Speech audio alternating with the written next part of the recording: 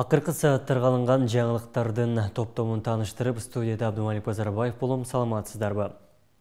Ош шаарында өзүнүн мурдагы аялын бычактап өлтүрүүгө шектүү кармалды. Бул тууралуу Ош шаардык ички иштер башкармалыгынын басма сөз кызматынан маалымдашты. Адам өлтүрүүгө шектүү 1990-жылы туулган Жаран Өзбекстан Республикасынын Анжан облусунун аймагынан жергиликтүү укук коргоо органдары менен биргелешкен издөө иш аракеттеринин натыйжасында өткөн жумада колго түшүрүлүп Ош шаарына алынып келинди.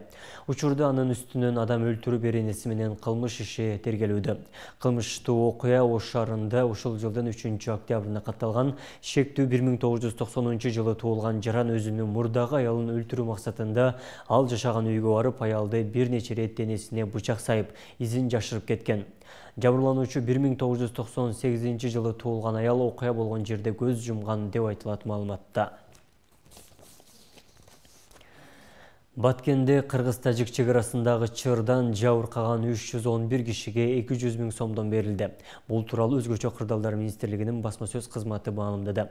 Министрлик атайын эсепке канча акча которулганын да айткан. Атайын эсепке 320 миллион 60 289 сом түштү.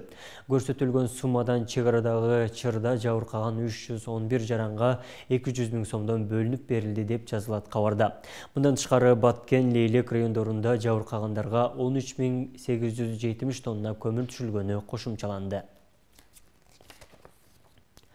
Жогорку окуу жайларга тапшыруу үчүн абитуриенттерге кышкы жалпы республикалык тестирлөө 24-30 ноябрь күндөрү өтөт. Бул тууралуу Билим берүү жана Илим министрлиги билдирди. Маалыматка ылайык тестирлөөгө жашаган жери боюнча каттоого 17 октябрдан 27-сине чейин райондук шаардык билим берүү бөлүмдөрүндө онлайн режимде жүргүзүлөт. Ага катышууга мамлекеттик үлгүдөгү документтер менен ырасталган жалпы орто же кесиптик орто билими бар жана учурда 2022-2023 окуу жылында жогорку окуу жайларда окубаган адамдарга уруксат берилет. Кышкы жалпы республикалык тестирлөө окуу наркын төлөм келишими менен гана кабыл алуу үчүн жүргүзүлөт. Белгилей кетсек, быйылкы жылдан тарта жогорку окуу жайларга кабыл алуу жылына 2 рет өтөт. Төкмө акын Кыргыз Республикасынын эл артисти Замирбек Үсөнбаевдин 70 жылдык мааракесине карата ырчы, дастанчы жана акындар арасында кесипкөй аткаруучулар үчүн өткөн сынак жыйынтыкталды. Калыстар тобунун чечими менен баш байгени Бакыт Акматов утуп 250 000 сом акчалай сыйлык атады. Биринчи орунду Турдукан Сарбанова алып 160 000 сом утту. Экинчи орунду Калыбек Тургунов 120 000 сом, үчүнчү орунду Улукбек Токтоболот уулу 100 000 сом акчалай байгеге ээ болушту. Калган катышуучуларга кызыктыруучу акчалай сыйлык тапшырылды. Маданият, маалымат, спорт жана жаштар саясаты министри Алтынбек Максутов Замирбек Үсөнбаев атындагы кароо сынакчы жыл сайын өткөрүп турууну сунуштады. Кароо сынак Замирбек Үсөнбаевдин чыгармаларын аткаруучулар арасында өттү. 2022 жылдын 1 октябрынан тартып пенсиянын базалык бөлүгү 1780 сомдон 3170 сомго чейин жогорулап, ал эми пенсиянын камсыздандыруу бөлүктөрү 15%га жогорулады. Бул тууралуу социалдык фонддун төрагасынын орун басары Улан Жума уулу билдирди.